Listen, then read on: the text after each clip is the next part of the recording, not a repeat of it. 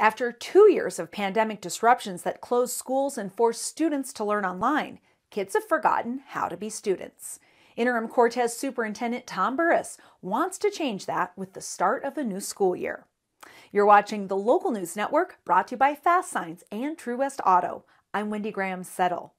Interim Superintendent Tom Burris is no stranger to the Montezuma-Cortez School District. He worked 11 years for Cortez Schools as an assistant principal, then principal of the middle school, and served in various capacities at central office. He left to work as superintendent for Truth or Consequences, then Roswell, New Mexico, before retiring last year and moving back home to Montezuma County. He came out of retirement to serve as interim superintendent after the school board suddenly dismissed Risha Vanderway, who had served as superintendent for less than a year. Like many school districts nationwide, Cortez has struggled to regain some sense of normalcy after 2 years of pandemic disruptions. Teacher shortages, behavioral problems, and absentee students are plaguing the district and interfering with student learning. Cortez will have to teach kids how to be students again. As one of my opening things with the staff, I went around with 3x5 cards and I said, what do we do really well? What do we need to improve on? What do we need to add? What do we need to get rid of? And tell me 10 people in town that I need to go meet. And so the top 3 things that we need to improve on are student discipline, student attendance, and pay. Successful learning starts with showing up, and Burris said the district will be aggressive in its efforts to get kids to school. School principals and counselors will first conduct an intervention with families who have students with excessive absences to develop an attendance plan. And if that doesn't work, the district will take those families to court. Once kids are in the classroom, they have to behave themselves, and Burris said the district will take a firm stand with discipline this year. We have great teachers.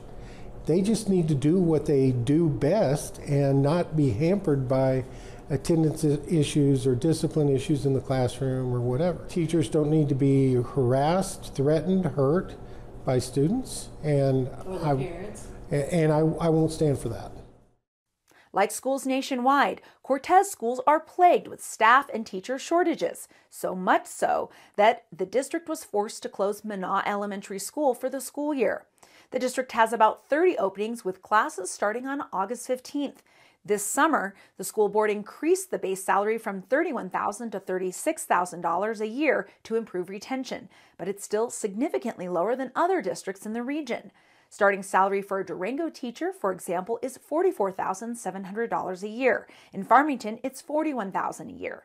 Burris hopes to increase supply by paying teacher candidates to obtain their teaching certificates in what he calls his Grow Your Own program.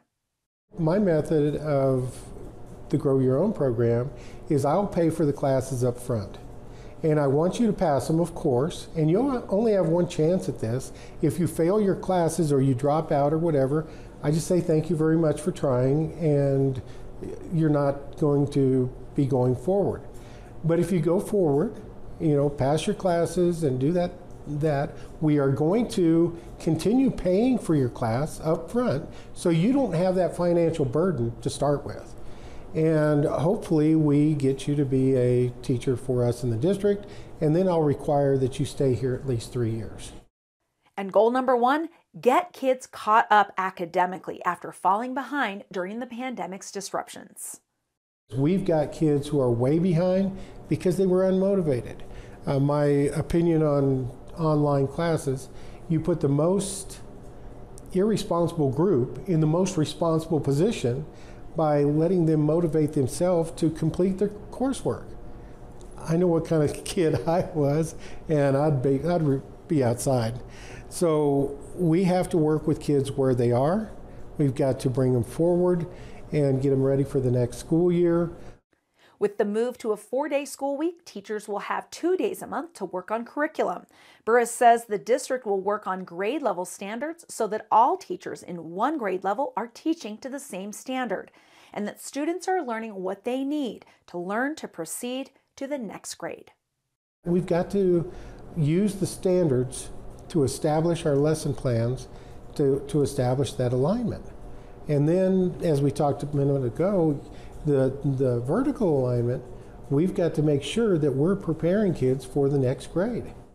First day of classes is Monday, August 15th. Classes are scheduled Monday through Thursday this year. For more information, visit cortez.k12.co.us. Thank you for watching this edition of the Local News Network. I'm Wendy Graham Settle.